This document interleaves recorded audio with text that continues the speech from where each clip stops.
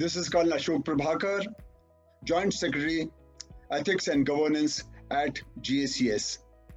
At GSES, we lay a lot of emphasis on ethics and values.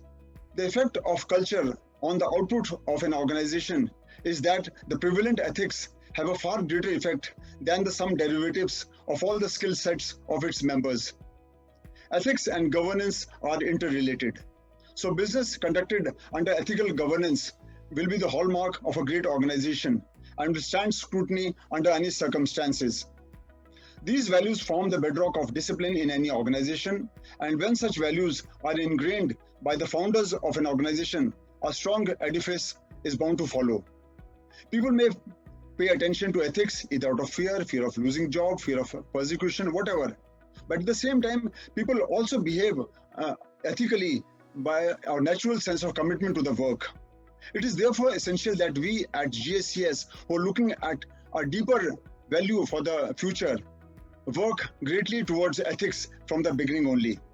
At GSES, our leadership is committed to controlling ethical and regulatory risks to protect the reputation of the organization, ensuring that management understands the nature and extent of relevant ethical and regulatory risks before entering into any obligation, maintaining transparent and efficient processes for periodically reviewing ethical and regulatory risks across all organizations and all operations, ensuring that those who work with and who understand us adhere to the principles, laws, and regulations of the countries where they are operating in. We have an ethical and compliance committee, which is an independent body, and the members of this committee are approved by the advisory board. It provides judicious outcome to complaints and recommends to the advisory board about responsibilities in various aspects of compliance and ethics. More, ladies and gentlemen, are available on our site. What are the roles and compliance of this ethical committee at GSES?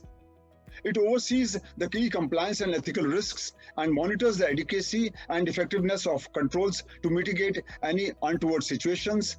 It evaluates the compliance and ethical aspects of culture at GSES and makes recommendations to the board on steps to be taken in case of integrity and honesty aspects. Similar activities are listed on my site. I requested you to kindly go and have a look-see over there. And what are the ethical codes to be followed by members? Now, this is very important. From the very day that you become a member of GSES, you are expected to be following the ethical code from the beginning only. The data that you provide is expected to be right. You build up trust and respect and display integrity in all the activities at GSES. We do not deviate from the rules and the laws governing GSES ethics, and we follow that. More so available on the site.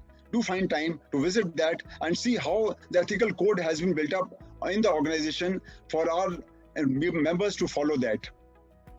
Ladies and gentlemen, the edifice which is coming up, which has come up over the last 3 years and which is budding into a beautiful organization, is banking on this ethical foundation that we have set in.